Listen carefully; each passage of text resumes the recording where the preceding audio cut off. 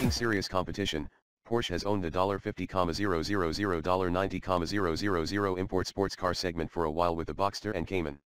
The Jaguar F-Type is a noisy glamour queen that lacks the Porsche's lightness of touch, and the Alfa Romeo 4C is too raw. Acura missed an opportunity to offer us something like the 4C from a company that takes quality seriously, but alas, it massively overshot the mark with the Megadollar NSX.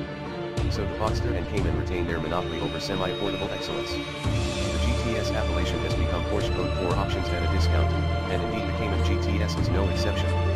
You get more than a dozen Cayman S options including Porsche Active Suspension Management, PASM, the Sport Chrono package, Sport Exhaust, and some interior dressings for thousands less than what those items would cost on the regular old S, plus 20-inch wheels and Pirelli P0 summer tires that might be good for 15,000 miles. Oh, and 15 extra horsepower for an even 340, via the magic horsepower screw seemingly fitted to all Porsche engines. The GTS doesn't feel any faster, and indeed, it isn't by much. With a 6-speed manual that suffers an overly stiff clutch pedal, it pierces the 60 mph mark in 4.1 seconds and the quarter mile in 12.5 seconds at 113 miles per hour. That's a tiny smidge quicker than the regular S. We're happy to call it even, just so you understand that 15 horsepower doesn't buy the moon. Nor did the large Pirellis prove any great deal stickier than the Goodyear Eagle F1S on the S. Not that generating 1.04 grams of grip on the skid pad is a problem, but it's only a teeny bit more than the 1.03 we got with the Goodyears. Hey, call that one even, too, what with variations in surface temperatures or test drivers. We do prefer the feel provided by the Pirellis, especially on the track. So, what have we got?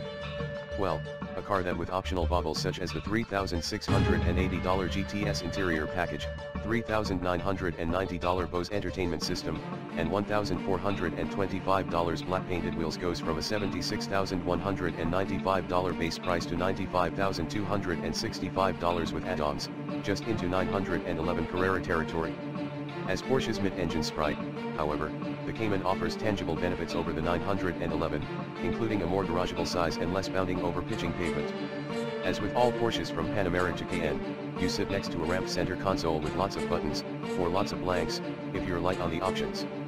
The GTS interior package buys embroidered logos, contrasting stitching, carbon trim, and silver accents, sprucing up the Cayman's otherwise gloomy black cabin, but at a steep price. The leather/micro suede buckets fit perfectly, like a well-worn pair of Johnston & Murphy's, and the only real objection is that heavy clutch pedal. Why a car with 340 horsepower demands tectonic force to move its pressure plate is a mystery when the clutch in the 526 HP Ford Mustang Shelby GT350 has a far more comfortable heft. The answer is that some Stuttgart somebody thinks sports cars should have heavy clutches, which is dumb. It's been a while since the Cayman took over as the prime Porsche for enthusiast drivers, the basic 911 evolving into a rather gigantic GT that is longer than the current Chevrolet Corvette. The GTS only reinforces the position with the Samurai's lightness on its feet, seeming to accelerate and turn as if it were 1,000 pounds lighter than it is.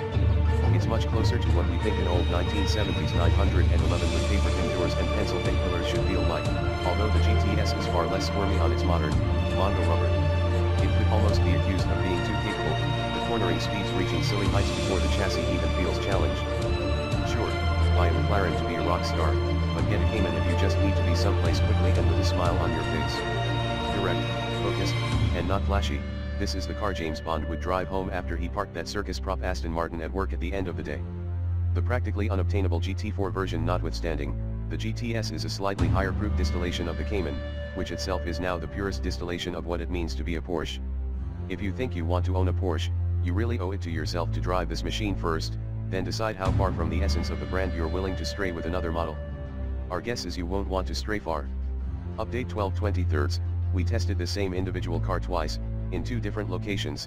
Our policy is to publish the quickest/best numbers in these instances, but the later, slower test data was reported in error. The story and specifications panel have been updated with the figures from the earlier test, and we've included both track sheets as downloads for comparison. Video. We are pleased to share an interesting thing to you. And we hope you like. If you want to get our latest video, please subscribe to our channel.